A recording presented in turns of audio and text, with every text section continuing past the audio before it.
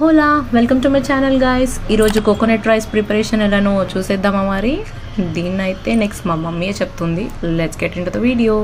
Hello, ఈరోజు మనం కొబ్బరి అన్నం ఎలా చేసుకోవాలి అనేది చూద్దాం. ముందుగా కొబ్బరికాయ తీసుకొని చిన్న చిన్న పీసులుగా కట్ చేసుకోవాలి. తర్వాత ఒక ఉల్లిపాయ పొడవుగా కట్ చేసుకుని 2 పచ్చిమిర్చి చిలికలు తీసుకుని టమాటా కోసుకోవాలి. ఓల్ గరం మసాలాను లవంగం, యాలక్కాయ, దాల్చిన చెక్క, అనాస పువ్వు, జీడిపప్పు మొత్తం తీసుకుని పక్కన పెట్టుకోవాలి. ముందుగా మనం కొబ్బరి గ్రైండ్ చేసుకున్న దానిని ఇలా పాలే విధంగా తీసుకోవాలి. వాటర్ పోసి మెత్తగా నూరి ఇలా గట్టిగా నొక్కి తీసుకుంటే కొబ్బరి పాలు వస్తాయి. తర్వాత మనం వాటర్ వేసుకొని జ్యూస్లా చేసుకుని ఇలా పిండుకోవాలి జల్లెడలో. అలాగా పాలు చిక్కగా పలచగా అయ్యేంత వరకు 3 సార్లైనా ఈ ముక్కలు మనం గ్రైండ్ చేసుకొని పాలను తీసుకొనవచ్చు. పాలు ఒకవేళ ఒకసారికే పలచగా అవుతే రెండోసారి అవసరం లేదు. 3 సార్లు గ్రైండ్ చేసుకొని కొంచెం పలచగా వస్తున్నాయి అన్నాక తుక్కు పారబోసి పాలను మాత్రం తీసుకొని పక్కన పెట్టుకోవాలి. తర్వాత మనం పాను స్టవ్ మీద పెట్టుకొని 2 గరిటెల నూనె పోసుకోవాలి. నూనె బాగా వేడైన తర్వాత కొంచెం లోపల మాడకుండా ఉండడానికి ముందుగా లైట్ పసుపు వేయాలి. అడుగంటకుండా ఉండడానికి మాత్రమే ఈ పసుపు. ఓసారి అడుగంటుతూ ఉంటుంది, అందువలన కొంచెం లైట్గా పసుపు వేసి అది వేడైన తర్వాత మనం సిద్ధం చేసి పెట్టుకున్న ఓరు గరం మసాలా, దాల్చిన చెక్క, లవంగాలు, యాలక్కాయలను ఒకసారి చితక్కొట్టుకుంటే లోపల ఫ్లేవర్ బాగా వస్తుంది. అందుకని ఒకసారి యాలక్కాయలను చితక్కొట్టుకొని కొంచెం మెత్తగా చేసుకోవాలి. మెత్తగా చేసుకున్న తర్వాత దానిని లవంగాలు, యాలక్కాయలు, దాల్చిన చెక్క, పువ్వు, మరాఠీ మొగ్గ, అనాస పువ్వు, కొంచెం పలావాకు, జీడిపప్పు మొత్తం అన్నీ వేసి ఎర్రగా వేయించాలి. ఇవి కొంచెం బాగా ఎర్రగా వేయించితే మంచి మసాలా వాసన వస్తుంది. అప్పుడు కొంచెం 1 స్పూను 2 స్పూన్లు అల్లం వెల్లుల్లి పేస్ట్ వేసుకొని 2 లైట్గా అల్లం వెల్లుల్లి పేస్ట్ వేసుకొని దోరగా వేయించాలి.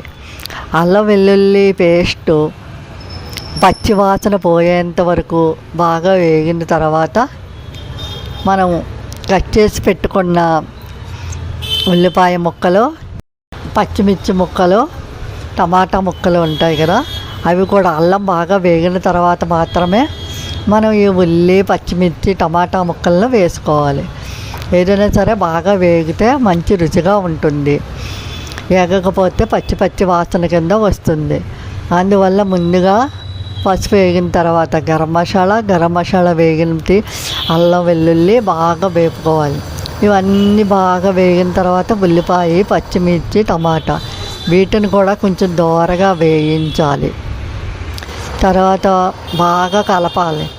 బాగా కలిపిన తర్వాత ఇవి కొంచెం బాగా వేగడానికి మనం కావాలనుకుంటే కొంచెం తొందరగా వేగాలి, తొందరగా అవ్వాలి అని అనుకుంటే కొంచెం సాల్ట్ జల్లాలి. ఈ సాల్ట్ జల్లడము వలన కొంచెం ఉల్లిపాయ, పచ్చిమిర్చి, టమాటా అనేది కొంచెం తొందరగా వేగుతుంది. 1 నిమిషం మూత పెట్టినట్లయితే బాగా మగ్గినట్టుగా అవుతుంది. ఒక 5 నిమిషాలు వెయిట్ చేసి మగ్గిన తర్వాత ఇవి బ్రౌన్గా వేగిన తర్వాత కడిగి ఉంచుకున్న బియ్యాన్ని వేసి కడిగి గంట ముందు నానబెట్టి ఉంచుకున్న బియ్యాన్ని వేసి మొత్తంగా అంతా కలపాలి. ఈ యొక్క మసాలా, అల్లం పేస్టు, ఉల్లిపాయ, పచ్చిమిర్చి, టమాటా ఇవన్నీ కూడా రైస్కి పట్టేటట్టు విధంగా శుభ్రంగా కలిపి ఒక 5 నిమిషాలు వేయించాలి.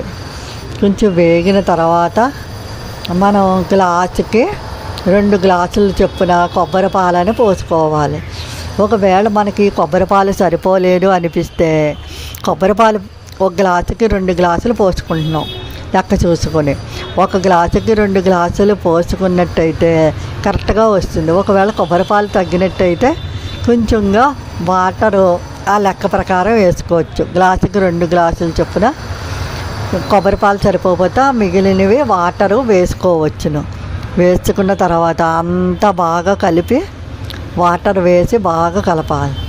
కలిపిన తర్వాత మనం దానిని ఒకసారి రుచి చూసుకున్నా తప్పు లేదు. ఇప్పుడే సరిపెట్టుకోవచ్చు. ఉప్పు ఒకవేళ సరిపోతే పర్వాలేదు, సరిపోలేదంటే ఇప్పుడు వేసుకుంటే అన్నంలో కరెక్ట్గా కలుస్తుంది. ఇప్పుడు ఒకసారి రుచి చూసి మొత్తం అంతా కలిపి ఒకసారి రుచి చూసి సరిపోతే ఇప్పుడు సరిపోయినంత ఉప్పు, సరిపడినంత ఉప్పు వేసి ఒకసారి మరలా బాగా కలిపి మూత పెట్టాలి. బాగా కలపడం వల్ల ఉప్పు అక్కడక్కడ ఉండకుండా మొత్తం అంతా కలుస్తుంది. ఇప్పుడు మూత వేసి 1/2 గంట సేపు మనం అలాగా సిమ్లో ఉంచాలి. మధ్యలో కావాలంటే ఒకసారి తిప్పుకోవచ్చు. మధ్యలో ఒకసారి తిప్పినా పర్వాలేదు, తిప్పకపోయినా పర్వాలేదు. మరీ సిమ్లోని కాకుండా మరీ హైలోని కాకుండా మధ్యస్థంగా స్టవ్ని వెలిగించి ఉంచాలి. మరీ సిమ్లోని కాకుండా మరీ హైలోని కాకుండా ఒక 15 నిమిషాలు ఉంచినట్లయితే రెడీ. కమ్మని కొబ్బరి అన్నం రెడీ.